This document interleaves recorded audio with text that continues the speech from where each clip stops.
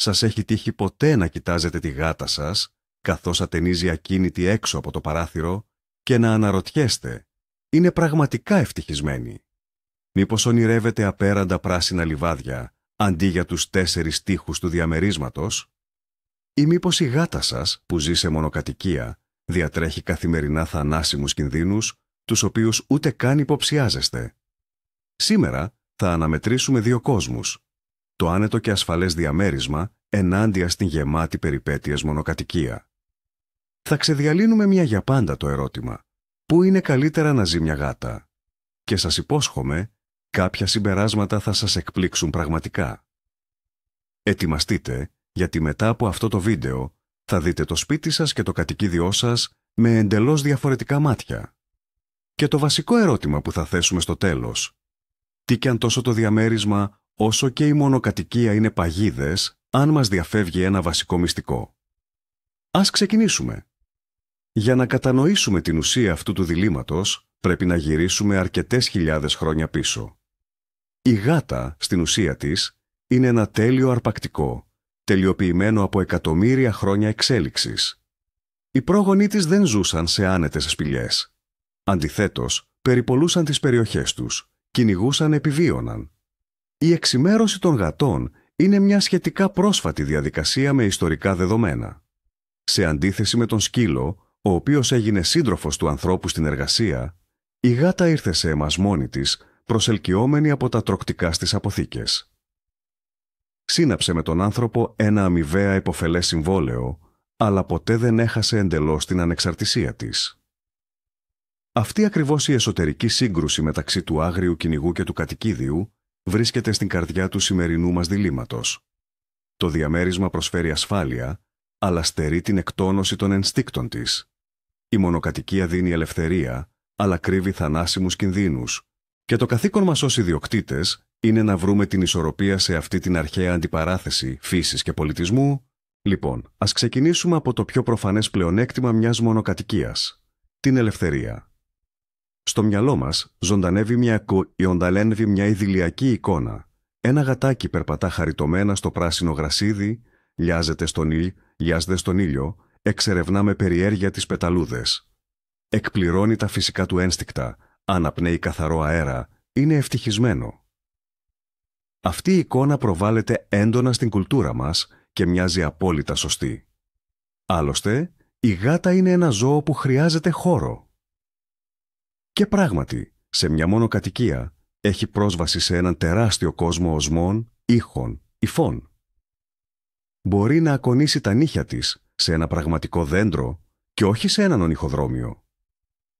Μπορεί να κυνηγήσει ένα αληθινό ποντίκι και όχι έναν δείκτη λέιζερ.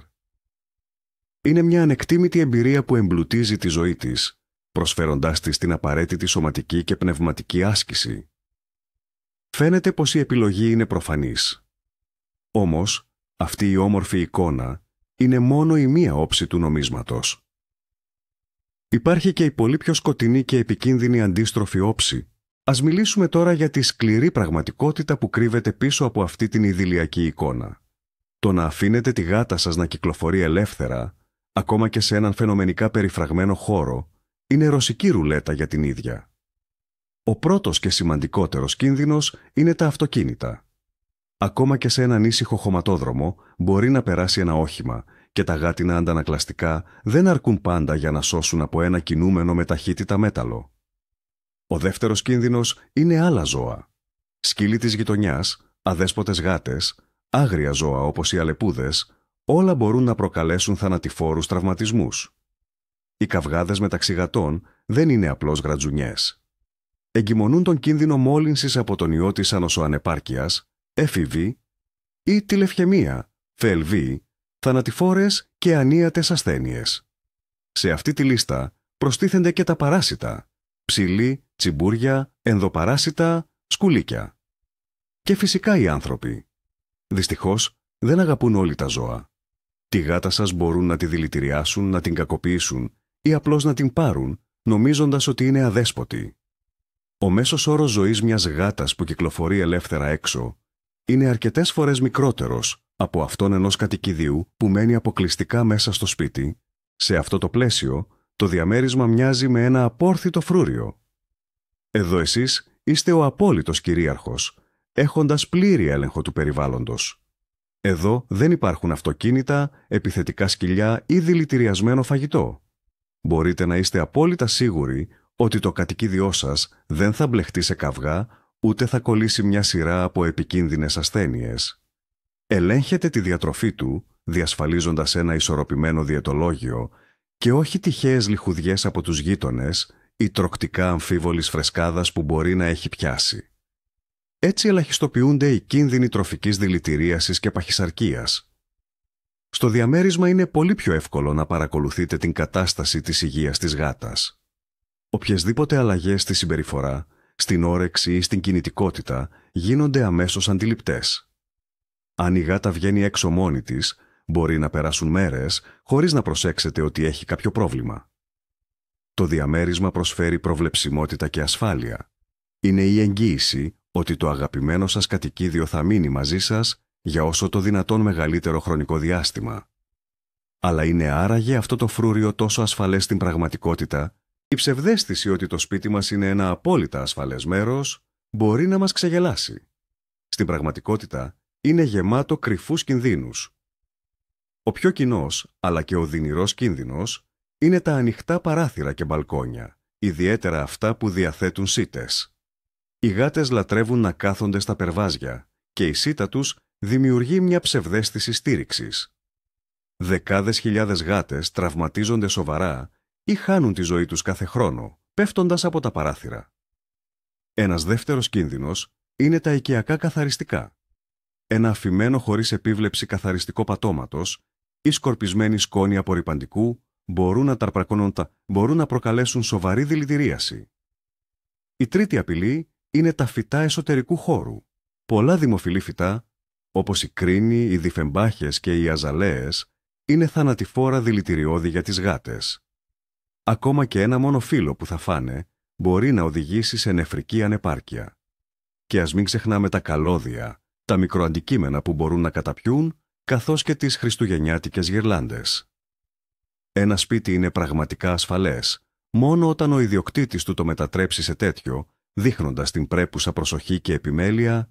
Όσον αφορά το σπίτι, αν παραβλέψουμε τους κινδύνους, η μονοκατοικία είναι το ιδανικό γυμναστήριο. Η γάτα δεν χρειάζεται να εφευρίσκει τη διασκέδαση. Όλη της η ζωή είναι κίνηση. Περιπολεί την περιοχή, σκαρφαλώνει σε δέντρα, πηδάει πάνω από εμπόδια, κυνηγάει. Αυτή η συνεχής δραστηριότητα διατηρεί τον μυϊκό τόνο, αποτρέπει την παχυσαρκία και τις σχετικές με αυτήν ασθένειες, όπως ο διαβήτης και τα προβλήματα στις αρθρώσεις. Είναι η φυσική πρόληψη της υποκινητικότητας, της μάστιγας για τις γάτες που ζουν σε διαμέρισμα. Το ποικίλο έδαφος, χορτάρι, χώμα, φλοιός δέντρων, είναι ωφέλιμο για τις πατούσες και τα νύχια. Αποτελεί ένα φυσικό μανικιούρ και μασάζ. Έτσι, η γάτα λαμβάνει όλο το φάσμα των φυσικών δραστηριοτήτων που προβλέπονται από τη φύση της. Αυτό βοηθάει όχι μόνο το σώμα, αλλά και την ψυχική της υγεία, καθώς η σωματική δραστηριότητα είναι ο καλύτερος τρόπος να αποβάλει το στρες και να εκτονώσει τη συσσωρευμένη ενέργεια. Τι μπορεί όμως να αντιπαραθέσει σε όλα αυτά ένα διαμέρισμα? Το κύριο πρόβλημα για μια οικόσιτη γάτα είναι η πλήξη και η έλλειψη κίνησης.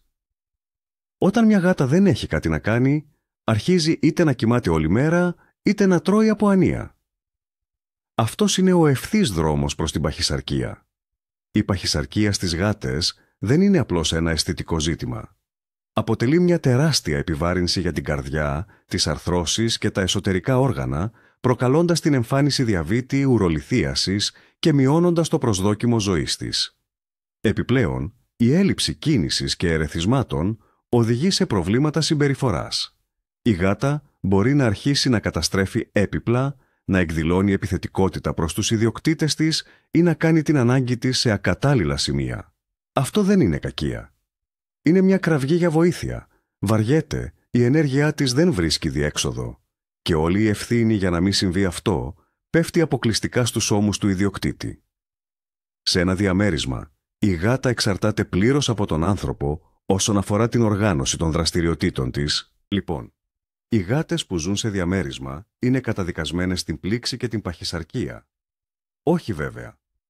Η σύγχρονη βιομηχανία κατοικίδιων και λίγη φαντασία μπορούν να μετατρέψουν ακόμα και την πιο μικρή γκαρσονιέρα σε έναν παράδεισο για γάτες. Η λέξη κλειδί εδώ είναι ο κάθετος χώρος. Οι γάτες σκέφτονται τρισδιάστατα. Για αυτές δεν έχει τόσο σημασία το εμβαδόν του πατώματος, όσο η δυνατότητα να σκαρφαλώνουν ψηλά.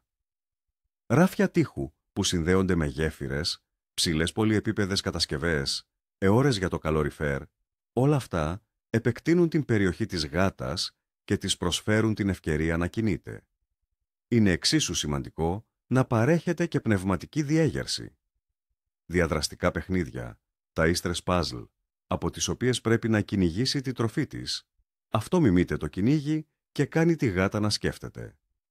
Ακόμα και ένα απλό χαρτόκουτο με κομμένες τρύπες μπορεί να αποτελέσει εξαιρετική διασκέδαση.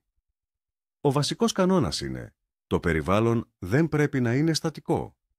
Πρέπει να αλλάζετε τακτικά τα παιχνίδια, να προσθέτετε νέα στοιχεία, ώστε να διατηρείτε το ενδιαφέρον του κατοικιδίου. Ακόμα κι αν η γάτα σας σε ένα ιδιωτικό σπίτι αποφύγει τα αυτοκίνητα και τα άγρια σκυλιά, υπάρχει ένα άλλο τεράστιο πεδίο κινδύνων, το ιατρικό. Στον δρόμο, η γάτα έρχεται σε επαφή με έναν τεράστιο αριθμό παθογόνων μικροοργανισμών. Οι ογενείς λοιμώξεις, όπως η καλιτσιβίωση ή η ειρηνοτραχίτιδα, μεταδίδονται αερογενώς από άλλες γάτες. Μύκητες, δερματοφυτεία, ακάρεα αυτιών, ψήλοι, εντερικά παράσιτα, όλα αυτά σχεδόν με βεβαιότητα θα τα αποκτήσει μια γάτα που κυκλοφορεί ελεύθερη. Και μερικά από αυτά τα δώρα μπορεί να είναι επικίνδυνα και για τον άνθρωπο. Οι τραυματισμοί που προκύπτουν από καυγάδες δεν είναι μόνο πληγές, αλλά και αποστήματα που απαιτούν χειρουργική επέμβαση.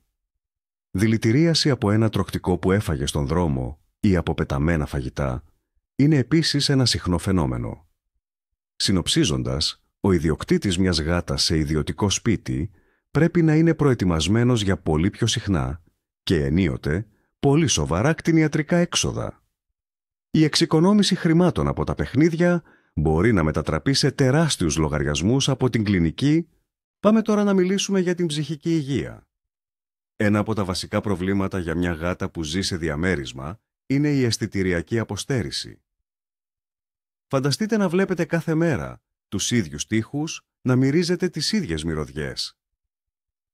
Ο κόσμος μιας γάτας που ζει αποκλειστικά μέσα είναι πολύ περιορισμένος. Ναι, βλέπει τον κόσμο έξω από το παράθυρο, αλλά δεν μπορεί να τον μυρίσει, να τον αγγίξει, να τον εξερευνήσει. Είναι σαν να βλέπει μια ενδιαφέρουσα ταινία χωρίς ήχο και μυρωδιά. Με τον καιρό, αυτό μπορεί να οδηγήσει σε απάθεια, ακόμα και σε κατάθλιψη. Η γάτα γίνεται ενωθρή, χάνει το ενδιαφέρον της για παιχνίδια. Ο εγκέφαλός της δεν λαμβάνει την απαραίτητη διέγερση για να λειτουργήσει φυσιολογικά. Ζει σε έναν ασφαλή, αλλά στήρο και βαρετό κόσμο. Αυτό είναι ιδιαίτερα κρίσιμο για νεαρά και δραστήρια ζώα, των οποίων το φυσικό εξερευνητικό ένστικτο δεν βρίσκει διέξοδο. Επομένως, καθήκον του ιδιοκτήτη είναι να εμπλουτίζει συνεχώς αυτό το περιβάλλον, φέρνοντας στο σπίτι νέες μυρωδιές από έξω, νέες υφές, νέα ερεθίσματα. Θα περίμενε κανείς ότι σε ένα ιδιωτικό σπίτι δεν μπορεί να υπάρξει πρόβλημα αισθητηριακής αποστέρησης. Ο κόσμος είναι γεμάτος μυρωδιές, ήχους, γεγονότα. Εδώ όμως υπάρχει μια άλλη ακραία κατάσταση. Η αισθητηριακή υπερφόρτωση και το χρόνιο στρες. Για μια γάτα, η περιοχή της είναι τα πάντα. Και μέσα στην περιοχή της πρέπει να είναι συνεχώς σε επαγρύπνηση. Άλλες γάτες, σκύλοι, ακόμα και άνθρωποι που περνούν, αποτελούν δυνητικούς παραβιαστές των ορίων της. Η γάτα αναγκάζεται να περιπολεί ασταμάτητα την περιοχή της, να αφήνει σημάδια, να εμπλέκεται σε συγκρούσεις για να διαφυλάξει την κυριαρχία της. Αυτό είναι ένα τεράστιο καθημερινό στρες. Το χρόνιο στρες, με τη σειρά του, υπονομεύει το ανοσοποιητικό σύστημα, καθιστώντας τη γάτα ευάλωτη σε ασθένειες. Μπορεί να οδηγήσει σε καταστάσεις όπως η ιδιοπαθής κιστίτιδα, μια φλεγμονή της ουροδόχου κίστης που οφείλεται σε νευρικούς παράγοντες. Έτσι, η φαινομενική ελευθερία είναι στην πραγματικότητα μια διαρκής επίπονη εργασία φύλαξης των ορίων, η οποία εξαντλεί το νευρικό σύστημα του ζώου Ας επιστρέψουμε λοιπόν στο διαμέρισμα. Πώς να καταπολεμήσουμε την πλήξη και την έλλειψη ερεθισμάτων? Στην πραγματικότητα, οι τρόποι είναι αμέτρητοι. Για παράδειγμα, μπορείτε να φτιάξετε μια τηλεόραση για γάτες, κρεμώντας μια ταΐστρα πουλιών έξω από το παράθυρο. Η παρατήρηση των πουλιών είναι μια πραγματικά συναρπαστική ασχολία για έναν θηρευτή. Μπορείτε επίσης να χρησιμοποιήσετε ειδικές φερομόνες γάτας ή σπρέι με άρωμα γατόχορτου για να εμπλουτίσετε τον οσφρητικό τους κόσμο. Φέρτε από έξω φύλλα, κλαδιά, κουκουνάρια, αφήστε τη γάτα να ανακαλύψει νέες μυρωδιές σε ένα ασφαλές και ελεγχόμενο περιβάλλον. Και φυσικά τα παιχνίδια. Όχι απλώς να κουνάτε ένα παιχνίδι με κορδέλα, αλλά να μιμήσετε το κυνήγι, την παρακολούθηση, την καταδίωξη και την απαραίτητη τελική σύλληψη του θυράματος. 15 λεπτά τέτοιου συνειδητού παιχνιδιού, 2 φορές την ημέρα, μπορούν να ικανοποιήσουν πλήρως τα κυνηγετικά ένστικτα της γάτας και να την απαλλάξουν από την πλήξη. Το κυριότερο είναι η συμμετοχή και η φαντασία του ιδιοκτήτη. Υπάρχει και μια άλλη σημαντική πτυχή που συχνά παραβλέπεται. Αυτή είναι η σχέση με τον άνθρωπο. Σε ένα ιδιωτικό σπίτι, όπου η γάτα έχει έναν ολόκληρο κόσμο να εξερευνήσει, ο άνθρωπος συχνά περνάει σε δεύτερη μοίρα. Η γάτα έρχεται σπίτι για να φάει και να κοιμηθεί, ενώ το μεγαλύτερο μέρος της ζωής της το περνάει έξω, πίσω από την πόρτα. Αντίθετα, σε ένα διαμέρισμα, ο άνθρωπος είναι το κέντρο του σύμπαντος για τη γάτα. Είναι η κύρια πηγή διασκέδασης, χάδια και επικοινωνίας. Αυτό δημιουργεί έναν πολύ πιο στενό και βαθύ δεσμό μεταξύ του κατοικιδίου και του ιδιοκτήτη. Οι γάτες διαμερίσματος συχνά είναι πιο ανθρωποκεντρικές, χρειάζονται περισσότερο την προσοχή του ιδιοκτήτη τους και ανταποκρίνονται σε αυτήν με απεριόριστη αγάπη. Φυσικά, αυτό δεν είναι κανόνας απαράβατος και όλα εξαρτώνται από τον χαρακτήρα του συγκεκριμένου ζώου, αλλά η γενική τάση είναι αυτή. Σε ένα διαμέρισμα, δεν είστε απλώς ένας συγκάτοικος για τη γάτα σας. Είστε ολόκληρη η αγέλη, ολόκληρη η οικογένεια και ολόκληρος ο κόσμος της. Οι ιδιοκτήτες γατών σε σπίτια με αυλή συχνά νομίζουν ότι η ζωή τους είναι πιο εύκολη. Δεν χρειάζεται να καθαρίζουν την αμμοδόχο τόσο συχνά, ούτε να παίζουν συνεχώς μαζί τους. Η γάτα θα διασκεδάσει μόνη της. Όμως, αυτό είναι μια μεγάλη πλάνη. Πρώτον, είστε υπεύθυνοι όχι μόνο για τη γάτα σας, αλλά και για τις πράξεις της. Αν καταστρέψει τα παρτέρια των γειτόνων, αφήσει σημάδια στην είσοδο του γείτονα ή, το χειρότερο, πιάσει και πνίξει νεοσούς σπάνιου πουλιού, τότε αυτό θα βαρύνει τη συνείδησή σας. Οι γάτες είναι εισβολικά αρπακτικά και η ελεύθερη κυκλοφορία τους προκαλεί τεράστια βλάβη στην τοπική πανίδα. Δεύτερον, πρέπει να είστε έτοιμοι για συνεχή ανησυχία. Πού είναι? Είναι καλά? Μήπως έπαθε κάτι? Αυτή η ανησυχία είναι ο μόνιμος σύντροφος του ιδιοκτήτη μιας ελεύθερης γάτας. Έτσι, η φαινομενική ευκολία μετατρέπεται σε μεγάλη ευθύνη και σε συνεχές άγχος πλέον για τον ίδιο τον ιδιοκτήτη. Ο ιδιοκτήτης μιας γάτας εσωτερικού χώρου μετατρέπεται σε διοργανωτή, εμψυχωτή και ψυχολόγο, όλα σε ένα πρόσωπο. Έχει την πλήρη ευθύνη για τη σωματική και ψυχική ευζοία του κατοικίδιου. Δεν μπορείς απλώς να της βάλεις τροφή και να φύγεις για τη δουλειά. Πρέπει να σκεφτείς τι θα κάνει η γάτα όσο λείπεις, να της αφήσεις ένα διαδραστικό παιχνίδι, να της βάλεις μουσική ή κάποιο ειδικό βίντεο για γάτες. Πρέπει να παρακολουθείς συνεχώς τη διάθεσή της, ώστε να εντοπίζεις έγκαιρα σημάδια πλήξης ή στρες. Αυτό απαιτεί πολύ μεγαλύτερη συμμετοχή στη ζωή του ζώου. Δεν μπορείς να αφήσεις τα πράγματα στην τύχη τους. Όλο το περιβάλλον, η ψυχαγωγία, η αλληλεπίδραση, όλα αυτά είναι δική σου ευθύνη. Είναι μια μεγάλη δουλειά. Όμως η ανταμοιβή για αυτήν είναι ένα υγιές, χαρούμενο κατοικίδιο που σε εμπιστεύεται απόλυτα και η ζωή του βρίσκεται στα δικά σου αξιόπιστα χέρια. Ας εξετάσουμε και την οικονομική πλευρά. Εκ πρώτης όψεως, το να έχεις μια γάτα σε σπίτι μπορεί να φανεί πιο οικονομικό. Δεν χρειάζεται να ξοδευτείτε σε ακριβά ονυχοδρόμια και αμέτρητα παιχνίδια. Όμως, αυτή η οικονομία είναι πλασματική. Όπως έχουμε ήδη αναφέρει, η κίνδυνη για την υγεία της γάτας που κυκλοφορεί έξω είναι πολύ μεγαλύτερη. Αυτό σημαίνει πως τα πιθανά έξοδα για τον κτηνίατρο μπορούν να είναι αστρονομικά. Η θεραπεία ενός αποστήματος μετά από καυγά, η αντιμετώπιση μιας ιογενούς λίμωξης, ένα χειρουργείο μετά από κάταγμα, όλα αυτά κοστίζουν πάρα πολύ ακριβά. Σε αυτά προστίθενται τα τακτικά έξοδα για ενισχυμένη αποπαρασίτωση, η οποία, για τις γάτες που κυκλοφορούν έξω, πρέπει να γίνεται συχνότερα και πιο εντατικά. Έτσι, η φαινομενική οικονομία στην διατήρηση μπορεί ανά πάσα στιγμή να μετατραπεί σε έναν λογαριασμό από την κλινική, ο οποίος θα ξεπεράσει κατά πολύ το κόστος και του πιο πολυτελούς και εξελιγμένου ονυχοδρομείου ή δεντρόσπιτου για γάτες. Όσον αφορά τις γάτες που ζουν σε διαμέρισμα, η κατάσταση είναι διαφορετική. Εδώ ενδέχεται να απαιτούνται σημαντικές αρχικές δαπάνες. Ένα ποιοτικό και ανθεκτικό δεντρόσπιτο παιχνιδιού για γάτες, ειδικά αν είναι ψηλό, δεν είναι καθόλου φθηνό. Ποιοτικά διαδραστικά παιχνίδια, ονυχοδρόμια, άνετα κρεβατάκια και ράφια, όλα αυτά αθροίζονται σε ένα σεβαστό ποσό. Ωστόσο, αυτά τα έξοδα μπορούν να θεωρηθούν ως επένδυση στην υγεία της γάτας σας. Δημιουργώντας ένα πλούσιο και ασφαλές περιβάλλον, ελαχιστοποιείτε τους κινδύνους για προβλήματα συμπεριφοράς και ασθένειες που συνδέονται με την έλλειψη άσκησης και το στρες. Τα κτηνιατρικά έξοδα για τις γάτες εσωτερικού χώρου είναι κατά κανόνα πιο προβλέψιμα. Περιλαμβάνουν προγραμματισμένους εμβολιασμούς, τακτικές εξετάσεις και ενδεχομένως τη διαχείριση χρόνιων ασθενειών της τρίτης ηλικίας. Αποφεύγετε τους απρόβλεπτους και υψηλούς λογαριασμούς για τη θεραπεία τραυματισμών και λοιμόξεων που μπορεί να αποκτήσει μια γάτα έξω. Μακροπρόθεσμα, η φροντίδα μιας γάτας εσωτερικού χώρου συχνά αποδεικνύεται πιο οικονομική. Σισαρινταρί, τι θα λέγατε αν υπήρχε μια χρυσή τομή? Μια μέση οδός ανάμεσα στην επικίνδυνη ελευθερία και τον βαρετό εγκλισμό. Και υπάρχει. Ονομάζεται κάτιο ή αλλιώς περιφραγμένος χώρος για γάτες. Πρόκειται για έναν πλήρως κλειστό ασφαλή χώρο που είτε είναι προσκολλημένο στο σπίτι είτε εκτείνεται από ένα παράθυρο, επιτρέποντας στη γάτα να απολαμβάνει τον καθαρό αέρα, να παρατηρεί τον κόσμο, να μυρίζει και να ακούει ήχους, ενώ ταυτόχρονα παραμένει απολύτως ασφαλής.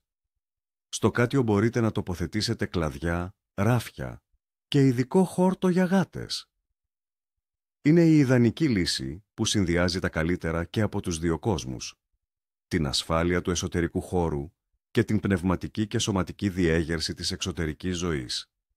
Φυσικά η κατασκευή ενός κάτιο απαιτεί κάποια επένδυση και χώρο, αλλά είναι το καλύτερο που μπορείτε να προσφέρετε στο κατοικίδιό σας, ειδικά αν ζείτε σε μονοκατοικία και ενδιαφέρεστε για την ασφάλειά του. Συχνά ακούμε «Α, μα είναι Maine Coon, οπωσδήποτε χρειάζεται σπίτι με κήπο» ή «Στη βρετανική κοντότριχη γάτα μια χαρά είναι και στο διαμέρισμα». Στην πραγματικότητα, το να συνδέουμε τις ανάγκες ενός ζώου αποκλειστικά με τη ράτσα του είναι μια μεγάλη απλούστευση. Ναι, κάποιες ράτσες, όπως η Μπενκάλ ή η Αβυσσινίας, είναι κατά μέσο όρο πιο δραστήριες και απαιτούν περισσότερη διέγερση. Αυτό όμως δεν σημαίνει πως ένα διαμέρισμα είναι ακατάλληλο για αυτές. Σημαίνει απλώς ότι σε ένα διαμέρισμα θα πρέπει να τους παρέχεται περισσότερος κάθετος χώρος και να παίζουμε περισσότερο μαζί τους. Μια Περσίας που φαίνεται ήρεμη μπορεί εξίσου να υποφέρει από πλήξη. Πολύ πιο σημαντικά από τη ράτσα είναι ο ατομικός χαρακτήρας και η ιδιοσυγκρασία της συγκεκριμένης γάτας. Υπάρχουν δραστήριες και περίεργες γάτες και υπάρχουν και οι πιο σπιτόγατες και τεμπέλικες. Και αυτό δεν εξαρτάται από το χρώμα του τριχώματός τους ή το μήκος της ουράς τους. Δεν πρέπει να βασιζόμαστε σε στερεότυπα για τη ράτσα, αλλά να παρατηρούμε προσεκτικά το δικό μας ζώο και κάπου εδώ φτάνουμε στο πιο ουσιώδες. Όταν επιλέγουμε ανάμεσα σε ένα σπίτι και ένα διαμέρισμα, το καθοριστικό δεν είναι ο χώρος, αλλά ο χαρακτήρας της γάτας. Αν η γάτα σας είναι φοβιτσιάρα ή αγχώδης, τότε το να την αφήσετε έξω, ακόμα και σε μια ασφαλή αυλή, θα της προκαλέσει διαρκή τρόμο. Μια τέτοια γάτα θα νιώθει πολύ πιο άνετα σε ένα προβλέψιμο και ασφαλές διαμέρισμα. Αντιθέτως, αν έχετε έναν υπερκινητικό γάτο εξερευνητή, σε ένα μικρό διαμέρισμα χωρίς την απαραίτητη διέγερση, θα νιώθει δυστυχισμένος και θα αρχίσει να τα καταστρέφει όλα. Σε αυτή την περίπτωση, θα χρειαστεί είτε να καταβάλλετε τεράστιες προσπάθειες για να εμπλουτίσετε το περιβάλλον του, είτε να σκεφτείτε να μετακομίσετε σε ένα πιο ευρύχωρο σπίτι. Δεν υπάρχει μια απάντηση που να ταιριάζει σε όλους. Υπάρχει μόνο η δική σας γάτα, οι ανάγκες και ο χαρακτήρας της. Και το δικό σας καθήκον, ως ιδιοκτήτη είναι να κατανοήσετε αυτές τις ανάγκες και να τις ικανοποιήσετε με τον καλύτερο δυνατό τρόπο. Εν τέλει, η όλη διαμάχη μας σχετικά με το σπίτι ή το διαμέρισμα καταλήγει σε ένα απλό αλλά ουσιαστικό συμπέρασμα. Το ιδανικό περιβάλλον για μια γάτα δεν είναι το ίδιο το κτίσμα. Το ιδανικό μέρος για μια γάτα είναι δίπλα σε έναν στοργικό, προσεκτικό και υπεύθυνο κηδεμόνα. Μπορείτε να ζείτε σε μια τεράστια έπαυλη με 1 εκτάριο γης, αλλά αν δεν νοιάζεστε για τη γάτα σας, αυτή θα είναι δυστυχισμένη και εκτεθειμένη σε κινδύνους. Ενώ μπορείτε να ζείτε σε ένα μικροσκοπικό στούντιο, αλλά αν κάθε μέρα παίζετε με το κατοικίδιό σας, εξασφαλίζετε την άνεσή του, διαμορφώνετε τον χώρο του και του προσφέρετε την αγάπη σας, αυτή θα είναι η πιο ευτυχισμένη γάτα στον κόσμο. Δεν είναι οι τύχοι που κάνουν μια γάτα ευτυχισμένη, αλλά ο άνθρωπος, η αφοσίωσή σας, ο χρόνος σας, η επιθυμία σας να κατανοήσετε και να αποδεχτείτε τη φύση αυτού του καταπληκτικού πλάσματος, αυτά είναι που έχουν πραγματικά σημασία. Λοιπόν, τι συμπέρασμα βγάζουμε από την αναμέτρησή μας? Ουσιαστικά, νικητής δεν υπάρχει. Καταρρίψαμε τον μύθο της απόλυτης ελευθερίας στη μονοκατοικία, αποκαλύπτοντας ότι συχνά κρύβει θανάσιμους κινδύνους και χρόνιο στρες. Και καταρρίψαμε τον μύθο της απόλυτης ασφάλειας του διαμερίσματος, το οποίο, χωρίς τη συμμετοχή του ιδιοκτήτη, μετατρέπεται σε μια βαρετή φυλακή γεμάτη κρυφές απειλές. Εδώ είναι το κομβικό σημείο. Τόσο η μονοκατοικία όσο και το διαμέρισμα μπορούν να αποτελέσουν παράδεισο ή κόλαση για μια γάτα. Και ο διακόπτης μεταξύ αυτών των καταστάσεων είστε μόνο εσείς. Το κύριο μυστικό μιας ευτυχισμένης γάτας δεν είναι τα τετραγωνικά μέτρα, αλλά ένας αφοσιωμένος ιδιοκτήτης που είναι έτοιμος να επενδύσει τους πόρους του, το χρόνο του και την αγάπη του στη δημιουργία ενός ασφαλούς και εμπλουτισμένου περιβάλλοντος, όπου κι αν ζει το κατοικίδιό του. Ευχαριστούμε που παρακολουθήσατε αυτό το βίντεο μέχρι το τέλος. Ελπίζουμε να σας φάνηκε χρήσιμο. Αν σας άρεσε, μην ξεχάσετε να κάνετε like και να εγγραφείτε στο κανάλι για να μην χάσετε τις επόμενες αναλύσεις μας για τη ζωή των κατοικίδιων. Και τώρα, η βασική ερώτηση για εσάς. Πού ζει η γάτα σας? Σε διαμέρισμα ή σε μονοκατοικία? Και με ποια πλεονεκτήματα και μειονεκτήματα έρχεστε αντιμέτωποι εσείς προσωπικά? Πείτε μας την ιστορία σας τεκόνα στα σχόλια, ας το συζητήσουμε.